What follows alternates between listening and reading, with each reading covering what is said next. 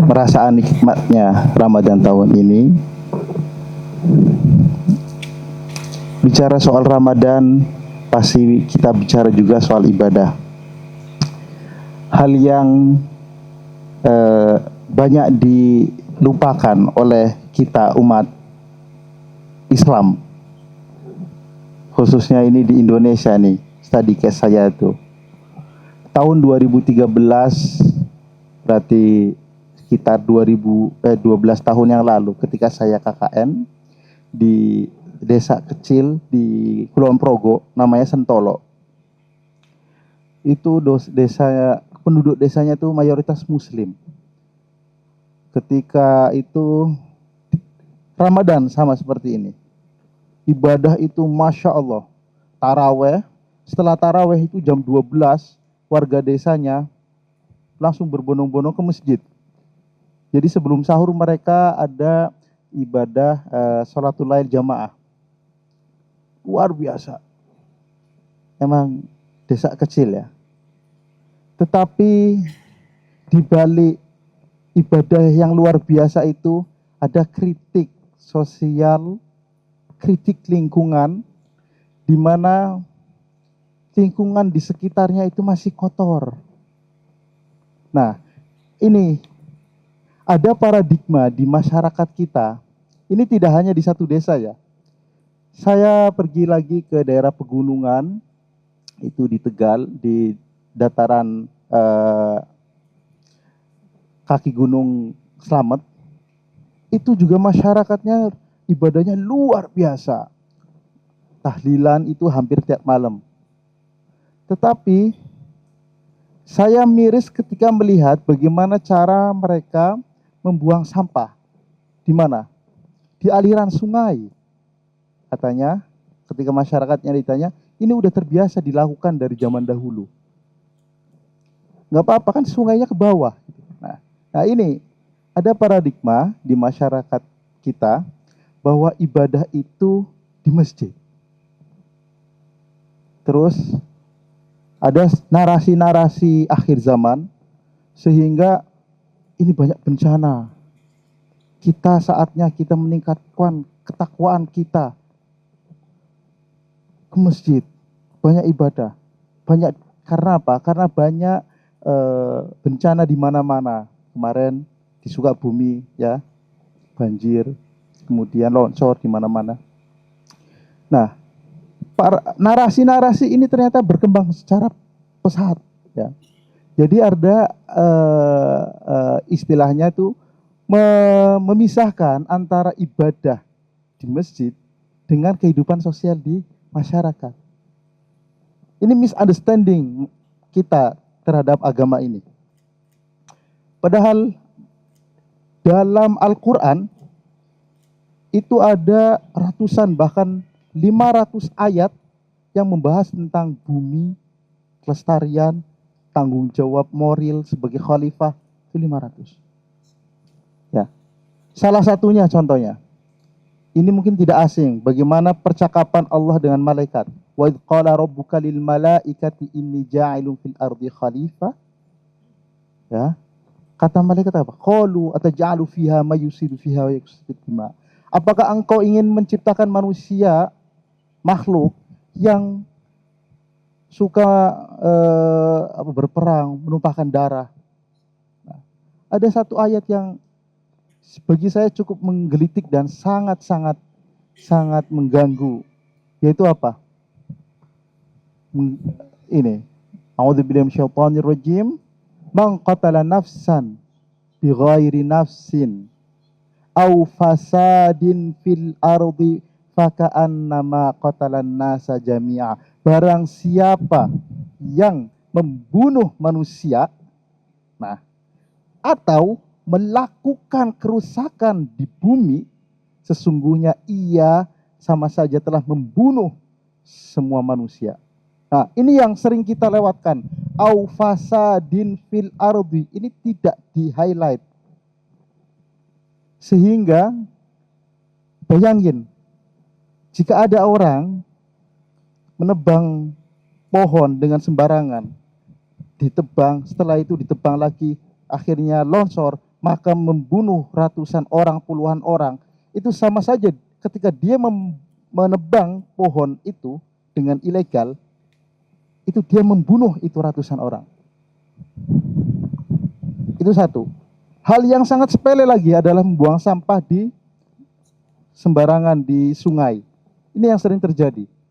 Ketika dibuang, jangan kira orang yang ngebuang ini nggak sholat. Sholat, rajin banget. Puasa juga Masya Allah.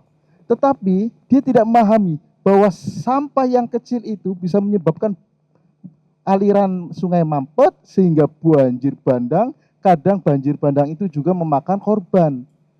Tetapi dia tidak menyadari kamulah yang membunuh korban itu seharusnya. Itu kan Al-Quran mengatakan gitu. Au fasadin fil ardi faka'annama qatalan nasa jami'a. Ini kesadaran etik lingkungan ini yang sering kita lupakan, Bapak Ibu semua. Sehingga dalam teori maqasid syariah, ulama klasik Ghazali, Syatibi itu kan udah membagi. Ada daruriyat, hajiyat, tahsiniyat. Kalau dalam bahasa ekonomi ada kebutuhan primer, sekunder, tersier. Nah yang primer itu ada 5 menurut yang klasik ya. Hifdzuddin, menjaga agama. Hifdzun nafas, menjaga diri. Hifdzun nasl, menjaga keturunan. Hifdzul mal, menjaga harta. Dan hifdzul aql, menjaga kewarasan, seperti kita menuntut ilmu. Tetapi teori itu berkembang sebagaimana yang dimaktubkan oleh Jamaluddin Al-Banna dalam kitab Nahwu Fiqhul Jadid, itu menambahkan hifdzul bi'ah, menjaga lingkungan. Jadi menjaga lingkungan itu setara dengan menjaga manusia, menjaga agama. Bayangin, man qatala nafsan bi ghairi nafsin au fasadin fil ardi. Ini kan artinya sama. Au itu kan or atau sama. Sehingga kita bisa menginterpretasikan yang sholat tetapi tidak menjaga lingkungan, itu sholatnya belum sempurna. Imannya belum sempurna. Makanya Izzuddin Abdus Salam itu udah jauh-jauh mengkorelasikan antara kesadaran etik lingkungan itu dengan teologis dan khilafah. Kenapa teologis? Karena paradigma manusia, masyarakat kita, itu kan Allah udah menakdirkan bahwa kita hidup di akhir zaman, maka banyak bencana. Nah ini namanya teologis Jabariyah. Lawannya adalah teologi Qadariyah. Saya ingin sedikit mengulas Qadariyah. Qadariyah ini dulu dimunculkan oleh Ma'bad bin Abdullah. Itu dalam konteks politik ya, karena Ma'bad bin Abdullah itu mengatakan dibunuhnya Utsman itu tidak sesuai dengan takdir, izin Allah. Tapi ini adalah tangan manusia yang ingin membunuhnya. Karena kenapa? Ma'bad bin Abdullah itu kata beberapa ulama klasik, ini adalah anaknya budak yang telah dibebaskan oleh Sayyidina Utsman. Sehingga Qadariyah itu saat itu mulai. Nah, apa akhirnya implikasinya?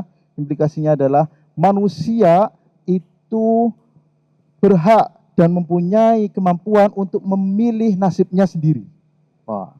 Meskipun setelah itu, ya setelah fitnah kubro ya, dibunuhnya Yazid, pemimpin Muawiyah, setelah itu Ma'bad bin Abdullah juga dieksekusi. Tapi setelah itu Qadariyah ini masih tetap ada dengan kemunculannya Mu'tazilah dan sebagainya. Artinya apa?